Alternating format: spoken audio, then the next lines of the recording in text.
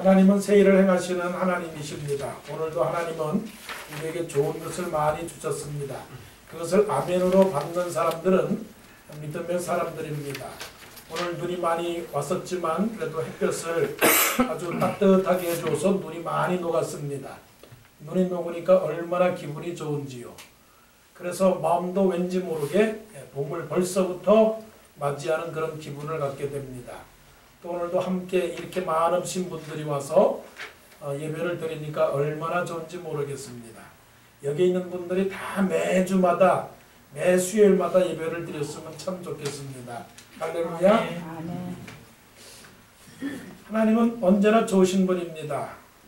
자, 오늘 본문 말씀 속에서 지금까지 르우벤 지파, 갓 지파, 므낫세 지파, 에브라임 지파, 유다 지파 곧 12지파 가운데서 5지파가 다 땅을 분배받았습니다. 나머지 7지파가 땅을 분배받지 못했기 때문에 여호수아가 그 7지파 사람들에게 2사람씩을 불러내어서 땅을 그요라고 그랬습니다. 그래서 처음으로 제비를 뽑았는데 그 제비 뽑은 지파가 베냐민 지파였습니다. 베냐민 지파에 대해서는 11절부터 오늘 18장 끝까지 하나님의 말씀을 그렇게 지금 말씀해주고 있습니다. 우리가 여호수아 지금 1장부터 18장까지 계속 봐왔습니다. 그 보는 가운데서 우리가 항상 기억해 둘 것이 있습니다. 여호수아는 영적인 전투다 하는 겁니다. 영적인 전투는 뭘까요? 이 세상에서 하나님의 백성들이 이 세상의 모든 악과 더불어 싸워서 사단에게 노예로 팔지 아니하고 승리해서 하나님의 의의 병기가 되어 살다가 저 천국에 가서 그 가나안 복지까지 가는 그 승리의 노래, 승리의 그 모든 전투가 바로 이 여호수아를 말씀하시고 있는 것입니다. 그래서 우리는 세 가지를 크게 알아봐야 됩니다. 여호수아를 통해서는 우리는 언제나 승리하는 삶을 살아야 되겠다. 악에게 지지 말고 선으로 악을 이겨야 되겠다.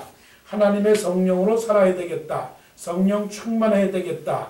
블레셋을 이기고 여리고를 정복하고 아이성을 정복하고 가나안의 모든 원주민을 이기는 승리하는 삶을 살아야 되겠다. 오늘 본문 말씀에 또 뭐 알지 못하는 지역들이 참 많아요.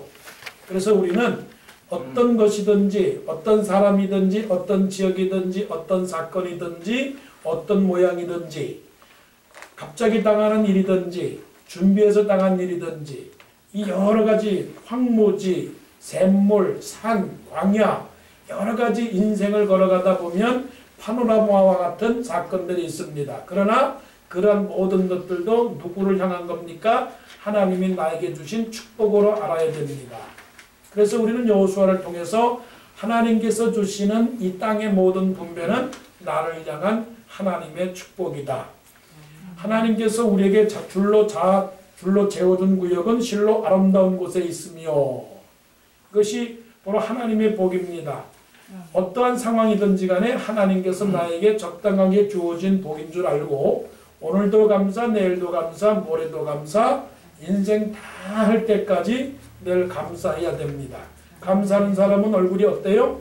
이렇게 앞에 꽃처럼 화사하게 감사하는 사람, 늘 감사하는 사람은 꽃처럼 밝고 화려하고 흥청하고 눈이 사르르르 녹듯이 그렇게 살아가는 사람입니다. 오신돈 동산교에 오게 되면 추웠던 몸도 꽁꽁 얼었던 마음들도 살며시 사르르르 녹아야 되는 거예요. 어떻게 녹아요? 사르르르. 소망으로 살아야 됩니다. 여호수아가 군대를 이끌고 가나안 땅에 들어가서 땅을 정복하듯이 나 가나안 목지 귀한 성에 들어가려고 내 중간짐을 벗어버렸네. 길이 살겠네, 길이 살겠네, 나 길이 살겠네. 바로 그런 찬송을 부르는 것처럼 우리는 저 하늘나라를 바라보면서 소망 가운데서 살아가야 되는 것입니다. 자, 오늘 베냐민 지파의 땅 분배 속에서 우리가 생각해야 될 것이 몇 가지가 있는데요. 그 첫 번째 것은 뭐냐면은 베냐민은 12지파 가운데서 제일 막내 지파입니다. 제일 막내 지파예요. 그런데 이 막내 지파를 향해서 모세가 베냐민 지파를 향해서 축복을 해주는데 그 축복해 주는 말씀이 신명기 33장 12절의 말씀이 있어요. 근데 무슨 말씀을 해 주셨는가 하면 이렇습니다. 여호와의 사랑을 입은 자는 그 곁에 안전히 거하리로다. 여호와께서 그를 날이 맞도록 보호하시고 그로 자기 어깨 사이에 처하게 하시리로다 라고 했습니다.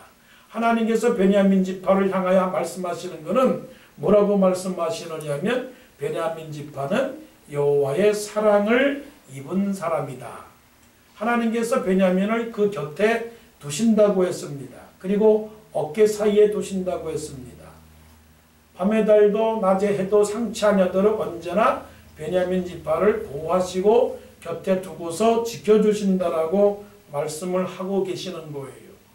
왜 그럴까요? 왜 하나님께서 베냐민 지파를 이렇게 껴끼고서 살겠다고 말씀을 하시는 걸까요? 왜 베냐민 지파가 여호와의 사랑을 받았을까요? 베냐민 지파는 가장 막내였기 때문에 그렇습니다. 엄지손가락이 귀해요? 새끼손가락이 귀해요? 엄지손가락이 귀하죠. 새끼손가락을 아무리 보면 이건 뭐 약해서 이거 어떡하나 그런 거예요. 신앙생활에도 마찬가지입니다. 누가 하나님의 사랑을 받나요? 약한 자가 하나님의 사랑을 받는 것입니다. 하나님은요, 교만한 자를 사용하지 않으세요. 언제나 약한 자, 겸손한 자를 하나님이 사랑하십니다. 그래서 야고보서에서는 말씀하시기를 하나님은 교만한 자를 물리치시고 겸손한 자들에게는 은혜를 주신다라고 했습니다. 한번 여러분 부모가 되셨죠? 부모가 되셨으니까 하나님 아버지의 마음을 아시겠어요? 여러분 평생도록 누구하고 같이 살고 싶습니까? 힘센 큰아들하고 살고 싶습니까? 큰딸하고 살고 싶습니까? 아니면은 지지리도 못나고 지지리도 약한 그 아들, 딸하고 살고 싶어요. 지지리도 못난 그런 약한 아들, 딸하고 살고 싶은 게 부모의 마음입니다. 잘났다고 하는 아이들은요, 아들, 딸들은 그래 너 잘났으니까 네 마음대로 해봐라 그럽니다. 하나님은 교만한 자를 그렇게 좋아하지 않으세요. 그래서 우리가 어느 사람하고도 사귈 때 바로 그런 어떤 지혜를 가지고 살면 되는 겁니다. 우는 자에게 떡 하나 더 준다고요. 강한 사람들에게는 떡을 안 줘요.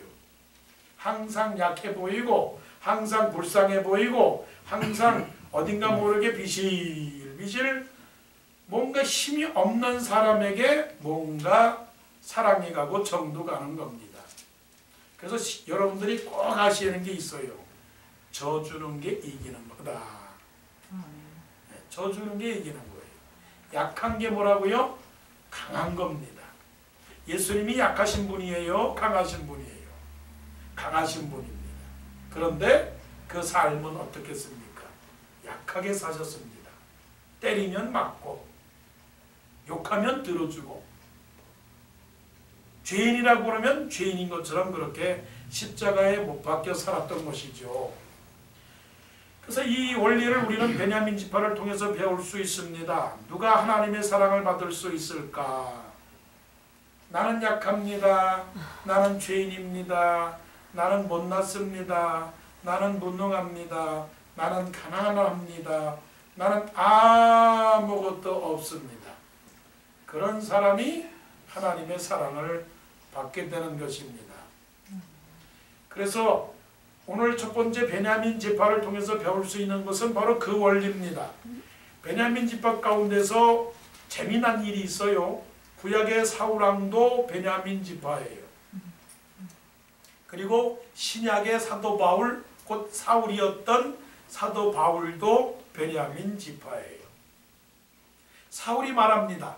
구약의 첫 번째 왕, 이스라엘 왕 사울 왕이 말합니다. 아니 저를 왕으로 어떻게 쓸 수 있겠습니까? 제가 어떻게 왕이 될 수 있습니까? 보세요. 저는 루벤 지파도 아니에요. 저는 다른 유다 지파도 아닙니다. 저는 모든 지파 중에 가장 작은 지파 베냐민 지파에서 태어난 사람입니다. 이렇게 고백을 했습니다. 이게 뭘까요? 사울이 왕이 될 때는 그만큼 겸손했다는 것입니다. 그래서 이 겸손함을 우리가 배워야 돼요. 여러분 프란시스코라고 하는 수도사 잘 아시죠? 그 프란시스코 수도회에 한 수도사가 아주 환상을 보았습니다. 그 환상을 봤는데 무슨 환상을 봤느냐면 저 하늘의 보좌를 보니까 멋있는 보좌가 아주 번쩍번쩍 빛나는 보좌예요. 그래서 그 보좌가 어떤 보좌인가 한 천사에게 물었더니 그 보좌는 하나님과 함께 있어야 될 그런 천사가 하나님에게 반역을 해가지고서는 죄를 짓고 떠나간 악한 사단이라고 하는 거예요. 사단이 앉았던 자리라는 거예요. 그러면 그 자리를 누구에게 주겠습니까? 했더니 이 천사가 말하기를 저 프란시스코에게 이 보좌를 주겠다라고 하는 거예요. 그래서 아니 프란시스코가 어떤 사람이길래 그 훌륭한 보좌를 하늘에서 주겠는가? 그래서 벌떡 깨가지고서는 프란시스코를 시험을 했습니다.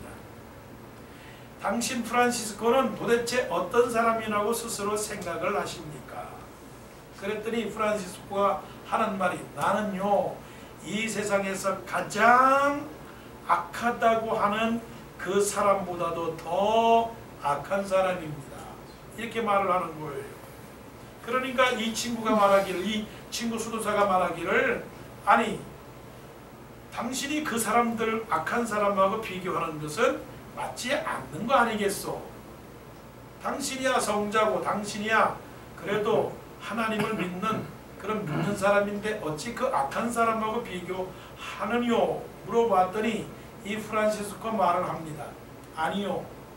만일에 하나님께서 나에게 주신 이 은혜를 그 세상의 가장 악한 자에게 은혜를 주셨더라면 나보다도 더 훌륭한 성자가 되었을 것입니다. 그런데 그 은혜를 나에게 주었기 때문에 내가 이런 사람이 되었지 사실은 나는 아무런 선도 없고 하나님 앞에 악한 죄인에 불과합니다 라고 고백을 했다는 것이에요. 여러분 우리 마음속에 무슨 생각이 있어요? 그래도 나는 의롭고 그래도 나는 착하고 그래도 나는 저 사람보다 선하고 나는 저 사람보다 기도 많이 하고 나는 저 사람보다 많이 배웠고 나는 저 사람보다 똑똑하고 나는 저 사람보다 보다 더 여유롭고 나는 저 사람보다 무엇인가 더 나은 게 있다라고 말하는 그 자체가 교만이라는 거예요. 그런 사람들은 하나님의 사랑을 받지 못한다는 것입니다. 그러면 은혜는 무엇일까요? 은혜는 하나님 나는 죄인입니다. 하나님 나는 아무 의로움도 없는 사람입니다. 그런 사람이 바로 어떤 사람이냐? 베냐민 지파처럼 여호와의 사랑을 받는 그런 사람인 줄로 믿습니다. 아멘. 자, 여러분이 이제 지도를 보고 계시겠지만 베냐민 지파를 한번 보세요. 베냐민 지파는요 남쪽에는 유다 지파가 있고요, 그 북쪽에는 므낫세와 에브라임 지파가 보일 줄로 압니다. 자, 유다가 참 지파가 커요. 그 다음에 요셉 지파라고 하는 므낫세와 에브라임 지파는요 또 강한 지파입니다. 그러니까 강한 지파 사이에 뭐가 되었습니까? 샌드위치가 된 겁니다. 샌드위치가요. 그래서 베냐민 지파의 지혜가 있습니다. 무슨 지혜입니까? 함께 살아가는 지혜가 있는 거예요. 함께 살아가는 지혜. 그 함께 살아가는 지혜라고 하는 건 뭐냐면은 유다 지파하고도 그리고 또 요셉 지파하고도 같이 더불어 살아가는 지혜가 있는 거예요. 그 지혜가 있어서 유다 지파를 통해서 힘을 얻고 또 요셉 지파를 통해서도 힘을 얻는 그러한 아주 좋은 모습을 갖고 있는 겁니다. 더불어 살아가는 겁니다. 더불어 살아가는 데 있어서 이것은 베냐민 지파는 도움을 받고 살아가는 겁니다. 양쪽에서 유다 지파도 같이 살고 요셉 지파도 같이 살고, 그래서 함께 할 수 있는 그런 베냐민 지파의 지혜가 있는 겁니다. 자, 누가 더 셉니까? 유다와 요셉이 더 셉니다. 그러나 누가 더 약해요? 베냐민 지파가 약한 겁니다. 그럼에도 불구하고 유다와 요셉과 그리고 베냐민이 함께 더불어서 살아가고 있는 이것을 우리가 볼 수 있는 것이죠. 그러니까 살아감에 있어서 우리가 크다고 살아가는 것이 아니라 우리가 작아도 살아갈 수 있는 거예요. 힘이 없어도 살아갈 수 있는 거예요. 베냐민이 살아갈 수 있는 그 비결은 뭐냐면 유다의 힘과 요셉의 힘 속에서 자기가 함께 묻어가면서 살아가는 거예요. 묻어가면서. 그러니까 이것은 뭐냐면 내가 강해지고 내가 안전하게 살기 위해서는 결국은 강한 사람과 더불어서 살아가야 된다는 것을 볼 수가 있는 것이죠. 이것은 무엇을 의미하느냐 하면 신앙생활 속에서 약한 사람하고 자꾸만 붙어 있으면 내가 약해지고 말게 되는 거예요. 자, 바다에서 큰 고기를 잡으려면 어디로 가야 됩니까? 큰 바다로 가야 됩니다. 큰 나무를 찾으려면 큰 숲을 가서 큰 산에 가서 큰 나무를 찾아가게 되는 것이죠. 하나 더요. 호랑이를 잡으려면 어디로 가야 됩니까? 호랑이 굴로 가야 되는 것입니다. 그럼 우리의 믿음이 자라나기 위해서는 어떻게 해야 되느냐? 믿음이 강한 사람하고 같이 더불어서 살아가야 되는 것이에요. 우리의 믿음이 자라나가기 위해서는 믿음의 가장 큰 나무인 예수 그리스도께 딱 붙어있는 그런 사람이 되어야 되는 것이죠. 예수는 생명의 참 포도나무라고 그랬어요. 예수님께 붙어있지 아니하면 그 가지가 말라져서 열매를 맺을 수 없다라고 그렇게 말씀을 하고 있어요. 예수님에게 붙어있지 아니하면 우리는 말라갑니다. 열매를 맺지 못합니다. 신앙이 자라려고 하면 바로 그런 것이죠.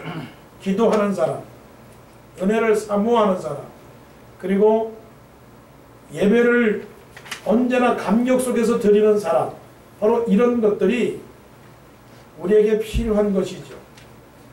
그러니까 그 사람을 안다. 그러면은 그 사람의 친구를 보면 알게 되는 것이에요. 그 사람의 친구를 보면 나를 알게 되는 것이죠. 그래서 요셉은 유다와 요셉 가운데서 살면서 생존의 그 지혜를 얻게 된 것이에요. 세상의 비극이라고 하는 것이 뭐가 비극이냐면은 가장 자연스러운 것을 비자연스러운 것으로 자꾸만 변화시키기 때문에 그런 비극이 생기는 것이에요. 그래서 서로가 연합을 하고 서로가 의지하고 서로가 도와가고 서로가 배워가는 그런 것들이 있을 때 그때 바로 아름다운 것들이 있게 되는 것이죠. 그래서 유다 지파와 요셉의 지파의 중간 속에서 베냐민이 깨달았던 그런 지혜는 뭐냐면 바로 유다의 힘과 요셉의 그런 어떤 능력을 의지하면서 자기가 연합을 하면서 살아갔던 것을 깨달을 수가 있는 거예요. 그 다음에 마지막으로 생각할 수 있는 것은 여러분 지도를 보면 아시겠지만 베냐민이라고 하는 그 지파의 그 지도 위치가 어디에 위치해 있느냐? 여리고 지역에 있고요. 길갈에 있고요. 베델에 있어요. 베델은 어떤 곳이 베델입니까? 야곱이 하나님을 만난 곳이 베델입니다. 은혜의 장소입니다. 또 여리고는 어딘가요? 이스라엘 백성들이 처음으로 만난 강적. 네.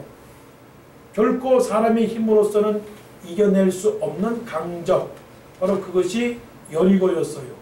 그 다음에 길갈은 어디였습니까? 길갈은 이스라엘의 모든 부끄러움을 다 물리친 곳.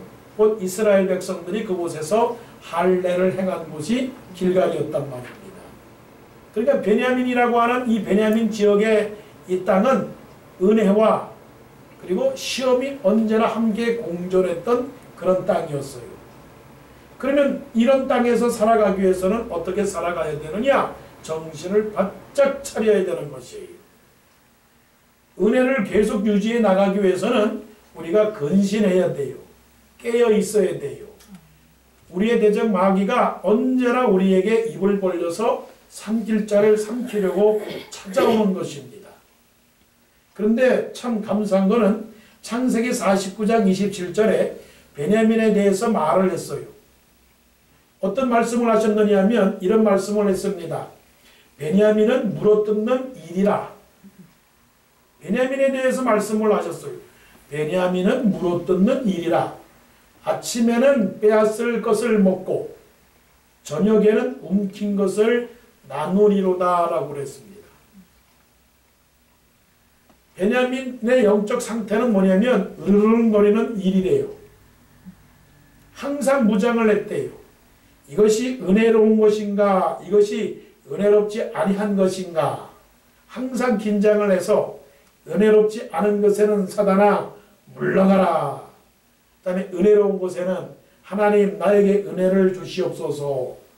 이렇게 베냐민이 그런 영적인 아주 무장을 한 그런 모습을 창세기 49장에서 예언을 하고 있는 것입니다. 그래서 여리고, 베델, 그리고 길갈 이 여러 가지 상황 속에서 베냐민이 영적으로 승리한 것을 우리는 알 수 있는 것이죠. 그럼 세상이 우리를 세상이 우리를 가만히 머물게 하지를 못합니다. 우리가 신앙생활 하며 나감에 있어서 얼마나 우리를 힘들게 하는지 모릅니다. 우리는 안에서 싸우고 밖에서 전투를 해요. 하나님을 믿는 믿음의 사람이라 할지라도 갈등이 생기고 흔들거려요. 사단이 우리를 가만 놔두지 않습니다. 우리가 하나님을 믿으면서 믿음으로 견고하게 서 있어야 되는데 그렇지를 못해요. 어떤 때는 베델이었다가 어떤 때는 심령이 딱딱한 여리고 같은 그런 강팍한 심령이었다가 어떤 때는 내 죄를 모두 다 회개해서 하나님 나의 모든 수치를 물러가겠습니다라고 은혜를 받는 때, 그런 때가 있고, 그래서 우리 마음이 오고 가고 흔들거립니다. 그럴 때 우리는 어떻게 해야 되느냐? 세상하게 물들지 아니하고 하나님의 말씀과 하나님의 성령에 붙잡힌 바가 된 그런 사람이 되어야 돼요. 세상의 정체가 뭔지 아세요, 여러분? 세상의 정체. 세상이 얼마나 악랄한가, 세상이 얼마나 악독한가. 마치 우리가 불을 보면은 가까이 갔다가 손을 딱 대는 것처럼 사실은 우리가 세상에 대해서 친근할 필요가 없이 냉정하게 뒤를 돌아설 수밖에 없는 무서운 데가 세상이에요. 사도 바울은 그런 세상에 대해서 너무나 잘 알았어요. 그래서 이렇게 말씀을 하셨어요. 하나님께서 저희를 그 마음에 상실한 대로 내버려 두사 합당치 못한 일을 하게 하셨으니 곧 모든 불의, 추악, 탐욕, 악의가 가득한 자요, 시기, 살인, 분쟁, 사기, 악독이 가득한 자요, 수군수군하는 자요, 비방하는 자요, 하나님의 미워하시는 자요, 능욕하는 자요, 자랑하는 자요, 교만한 자요, 악을 도모하는 자요, 또 무자비한 자요, 우매한 자요, 배악하는 자요, 무정한 자요, 무자비한 자라 21개를 향하여 세상을 설명하고 있는 거예요. 그러니까 나가자마자 우리는 세상에 어떻게 해요? 빠지게 돼요. 안 빠질 수가 없어요. 예배당 문을 나가자마자 어떻게 해요? 이놈 하고 그냥 달려들어가지고 우리 마음에 온통 사단의 소굴이 되어버리는 거예요. 21개의 사단의 소굴이 되어서 우리 마음속에 밝은 햇빛이 있는 것이 아니라 캄캄함이 오는 거예요. 그렇게 되면 무슨 현상이 일어나느냐면 우리 마음에 불신이 생기는 겁니다. 우리 마음에 의심이 생기는 겁니다. 하나님이 계신가? 하나님이 나를 도우시는가? 불신뿐만이 아니에요. 미워하는 마음이 생기는 겁니다. 왜 그 사람은 나하고 맞지 않는가? 왜 그 사람은 나를 이해해주지 못하는가? 불평하게 됩니다. 왜 하나님은 나에게 은혜를 주시지 않는가? 왜 하나님은 나에게 모든 것을 허락하지 않는가? 열정이 떨어집니다. 나는 쉬고 싶다. 나는 아무것도 하고 싶지 않다라고 하는 그런 마음이 생기는 것이죠. 근데 창세기 49장 27절에 베냐민을 향하여 말씀합니다. 베냐민은 물어뜯는 일이라. 물어뜯는 일이라. 여러분들이 물어뜯는 일이가 되시기를 바랍니다. 예수 이름으로 예수 이름으로 예수 이름으로 나갈 때에 악한 사탄 마귀가 물어뜯는 일 앞에서 그냥 벌벌벌벌 도망가고 절절매고 그래서 그냥 꽉 밟아가지고 그냥 비틀어가지고서 그냥 확 날라버리는 그런 영적인 강한 승리자가 되어야 돼요. 그러기 위해서는 어떻게 되는지 아세요? 예배를 사모해야 돼요. 예배를. 사랑하는 사람도 사모하지만 사랑하는 자녀들도 사모하지만 제일 중요한 게 있어요. 주일날을 사모해야 돼요. 주일날을 사모하십니까? 예배를 사모하십니까? 기도하는 것을 좋아하고 말씀 듣는 것을 재밌어하고 교회 와서 봉사하는 것을 정말로 행복해하는 그런 사람들이 될 때에 결국 우리는 쓰러지지 않아요. 부지런히 움직이게 되는 거예요. 움직이지 않으면 푹 빠지게 되는 거예요. 푹 빠지게 되는 거예요. 오늘 베냐민을 통해서 우리는 세 가지를 생각을 해보았습니다. 무엇을 생각을 해보았습니까? 하나님은 겸손한 자에게 하나님의 사랑이 함께 하신다. 두 번째, 베냐민은 유다와 요셉과 함께 더불어 있으므로 스스로 생존의 능력을 얻었다. 강한 자와 함께 있을 때 강해지는 것이다. 능력 있는 사람하고 있을 때 능력이 있게 되는 것이다. 기도하는 자하고 같이 있을 때 기도하게 되는 것이다. 성령 충만한 사람하고 같이 있을 때 성령 충만하게 되는 것이다. 경계해야 된다. 근신해야 된다. 깨어 있어야 된다. 그래서 우리는 물어뜯는 이리가 되어서 하나님의 은혜를 받고 그리고 세상의 모든 악한 것들을 물어뜯는 그런 영적인 맹수가 되는 그런 우리 모두가 되기를 간절히 원합니다. 아멘. 우리 다음 때 기도